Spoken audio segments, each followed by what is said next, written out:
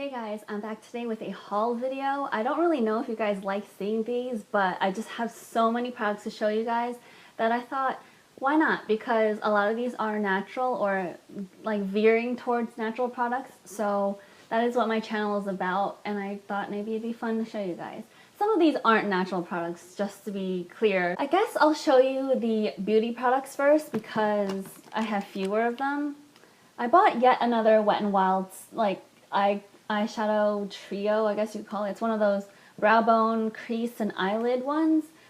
This is, I'm sure you guys know, it's a silent treatment one which has sort of a light pink, a black with glitter, and a nice light purplish taupe color. They're all kind of shimmery, metallic, not glittery, I wouldn't say. Brow bone and eyelid colors because they're nice and light and easy to just do everyday looks with. Gilly Hicks is an Abercrombie brand.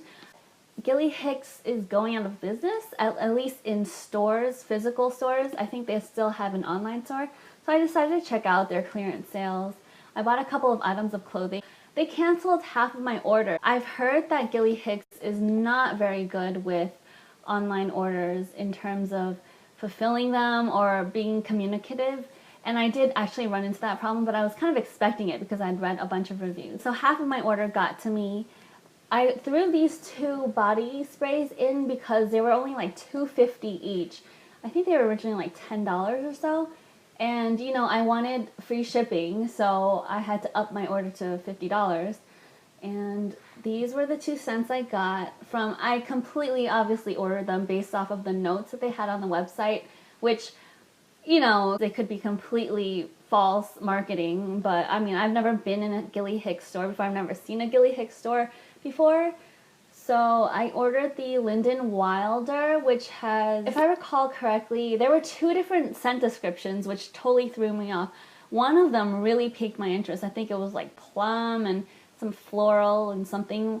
And then the other description was more generic to me. I think it was like coconut and vanilla and something else. So I was really hoping that it was the plum one, but guess what? It's the coconut one. If you have ever smelled the Hawaii coconut scent, I think that's what it was called, the Hawaii coconut scent from Bath & Body Works, this is virtually the same. It's not as strong, which I like because I really like that scent, but I think as it wore on, it just gave me a headache. The other scent I got was Royal Tindale, and I was a little scared because the online description said it had apricot in it. I think it's like vanilla, apricot, and tea, white tea, I believe. I love white tea scents. Vanilla I'm okay with. Apricot I can't stand for some reason. I like the fruit, but in perfume it just doesn't translate well for me. Kind of smells like Play-Doh or something. But this one smells so nice. When I first sprayed it on, it reminded me of almost exactly of another perfume that I actually own from when I was a teenager, which is the Ralph by Ralph Lauren scent. It smelled almost exactly like this when I put it on first, but then as it mellowed out, it smelled a little fruitier and less perfumey. The other 2 beauty products that I recently got are these 2 Sally Hansen Complete Salon Manicure nail polishes. I got these because I had, I think, $10 to spend at CVS, and these happened to be on sale for 2 for $10 that week, so I got these for free. This is the Great Escape color. It's a really nice kind of dusty lilac color with a little bit of pink, bit of gray. I really like this. I have so many colors similar to this. In fact, I did a blog post comparing this to SC Neo Whimsical and Revlon's Lilac Pastel. This is grayer and a little bit more mauvey. But anyway, I'll link that post down below and it'll have close-ups of this actual color. And I got this color. This is Royal Blush. I've been looking for a peachy, nudie color for a while now. I typically like bright colors, but I don't know, just been a kind of neutral nail polish mood lately. I love this color. It's a very, you know, nudie peach, kind of bright. If I ever get married, I've decided I want to wear this color. I think it's a little different from the normal sort of French manicure colors, and I just really like this. These Complete Salon Manicure formulas are awesome. I usually wear a base coat underneath my nail polishes, and one day I decided I was just going to wear it for 1 or 2 days, so I didn't put a base coat underneath, and it actually lasted longer than when I put a base coat on underneath this. I did a sort of small Bath & Body Works haul. I did an online order because I had to have this pink petal tea cake candle. I mean, I'm not really into bakery scents, but the idea of floral and bakery mixed together was so interesting to me. I just had to try it out, and I wasn't disappointed at all. It just smells so good. It's like sweet, but not sickeningly sweet, which is something I just can't take. It's supposed to smell like roses and vanilla glaze and cake, but to me, cold and even when it's burning, it has a lychee smell to it. I think lychee kind of smells like roses naturally, so maybe that's why. It's almost fruity because I associate the smell with lychee, and this packs a powerful punch. I can't really burn this for more than 2 hours at a time because it's overpowering. It's not too sweet, but the smell is like syrupy and fruity. I mean, I could let it go, keep burning, but I just choose not to because the whole house is scented after 2 hours. It was a 2 for $22 sale, so I got one of the new Coastal Cool sandals. Comes with this nice frosted glass without a lid. I don't see that as a problem, but I know some people don't like the fact that it doesn't come with a lid. What I did find was that it came with more wax than this kind, the one with the lid. I mean, I've burned both of them like 2 or 3 times now, so you can't tell, but this came up to like here when I got it, which is incredible for the new candles. I got this in the palm leaf scent. This one is supposed to be green palm, aloe, and agave. I mean, a lot of those things don't really have any scent. This one, to me, really smells soapy, but honestly, the thing that it smells the most like to me, and this is gonna sound so weird, but when I was really small, someone gave me a Cabbage Patch Kids soap on a rope, and this is what it smells like exactly. And I really like that smell. I remember even as a kid, I was really small, like 3 or 4 years old. I didn't want to use the soap because it smelled so good. To get free shipping, I decided to get these little travel size ones. I know some of you are like, why get the travel size ones when the big ones are, you know, gonna go on sale for the semi-annual sale, which incidentally has already started. I don't like the fine fragrance mist container. I know I just tested them out in the 2 Bath & Body Works Insider videos. You can't open the top. I find that spray, like, it's so sheer that the scent doesn't really last. It's not very concentrated. I really prefer the traditional spray bottle better. I like how it comes through on this, and I just wish the tops could open on those fine fragrance mists so I could just refill these little bottles. If someone has a tutorial on how to break those bottles, please link it down below or tell me how to do it. Anyway, I got the French Lavender Honey. This is one of the newest signature scents.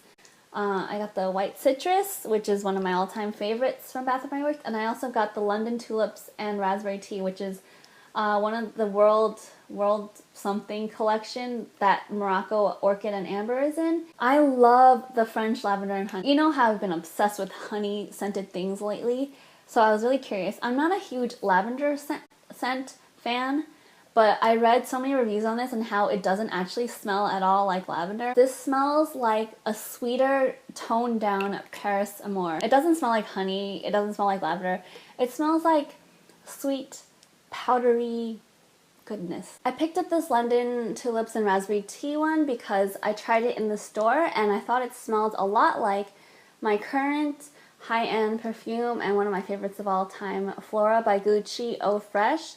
This is the lighter, younger version of Flora by Gucci, but it's just a warm, really floral, really intense smell. And I thought it'd be nice to have sort of like a portable version of it. And this is a little bit even lighter than the Gucci, which I feel sometimes one spray is like more than enough. I have found that this lasting power is not great though. I also picked up a White Citrus. This is one of my all-time favorite scents from Bath & Body Works. It's floral and citrus at the same time. It's kind of a perfumey version of citrus. And then I got a bunch of hair care products, which I'm really bad about. I've been looking for sulfate-free products that can do the job, or dimethicone-free, just because I know from research that dimethicone actually dries your hair out over the long term, and I already have dry hair and I don't need my hair to be dried out more. The first set I got was the Desert Essence Coconut Shampoo and Conditioner set.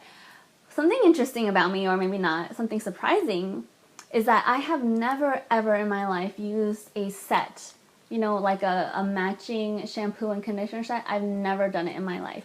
So this will be the first time.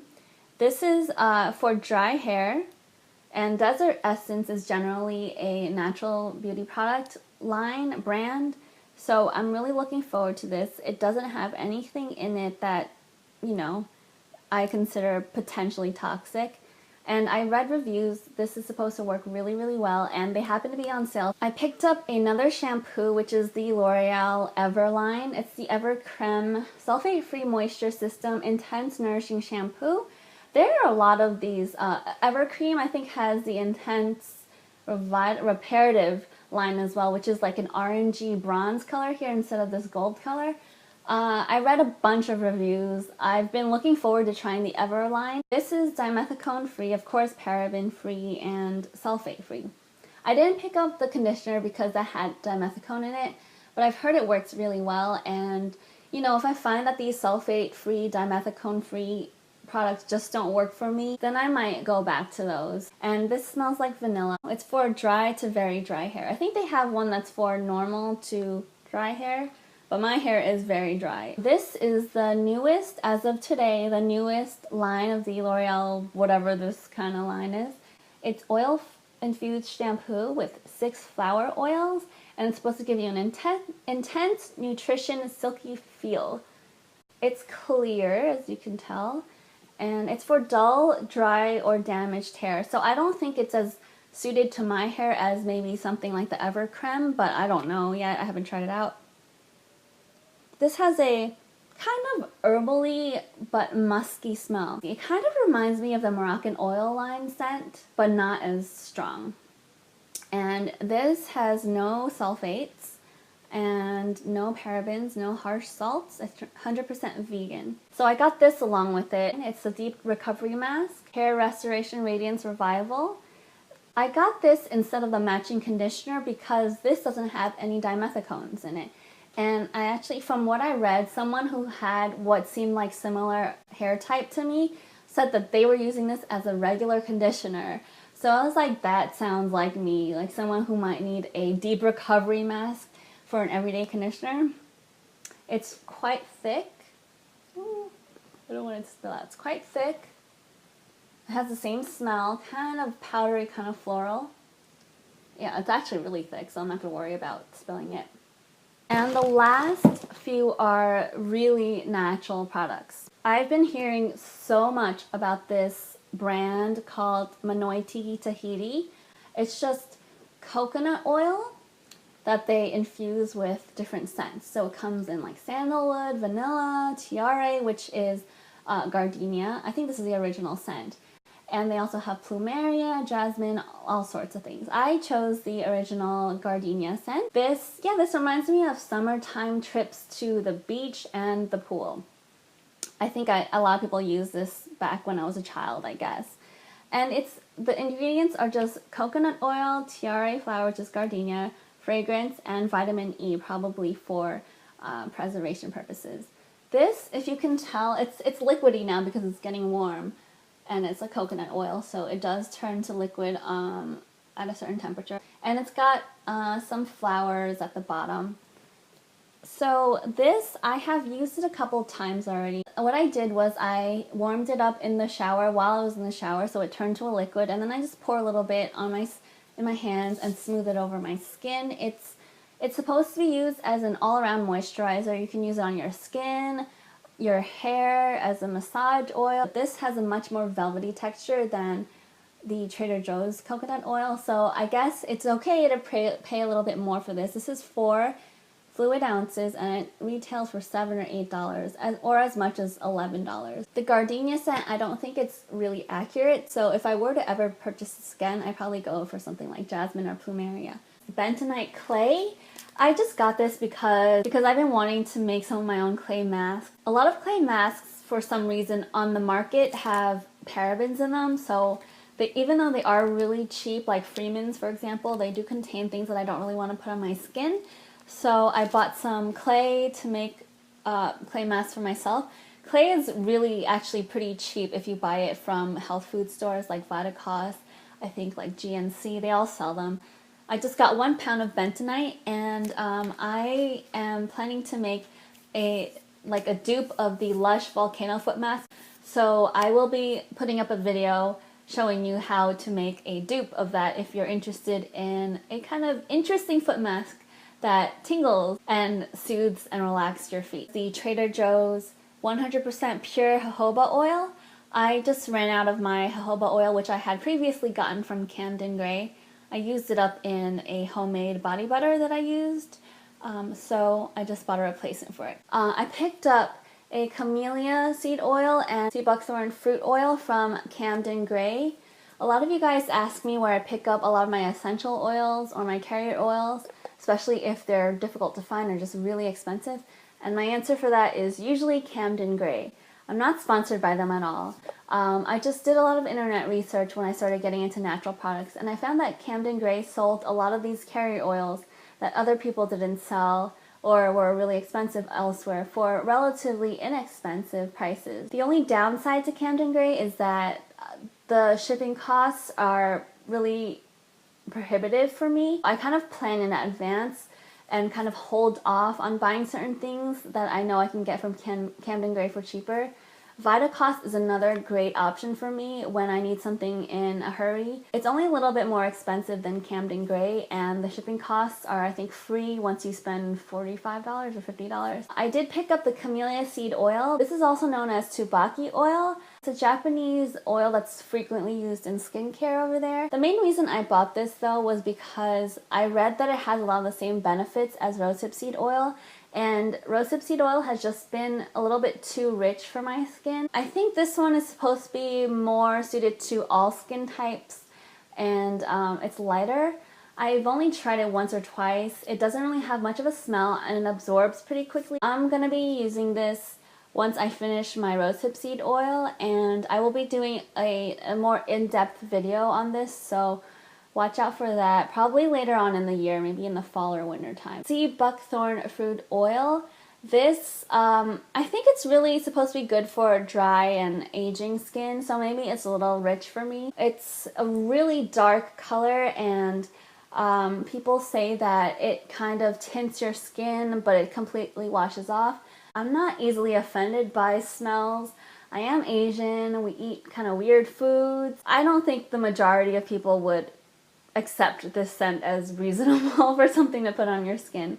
It smells like a mix of maybe soy sauce and like onions and I'm not gonna smell it anymore. People say because of the tinting stuff and maybe the richness, it's good to mix this in with another carrier oil, maybe even something like camellia seed to like lessen the color and the strength or the richness. I'll also do an in-depth video on this once I get to it, probably at the end of the year or so, and I'll report back on the results. So that is my entire haul. I hope you enjoyed it. If you have any questions about any of these products, feel free to ask. Thanks for watching and for subscribing, and I'll see you guys next time.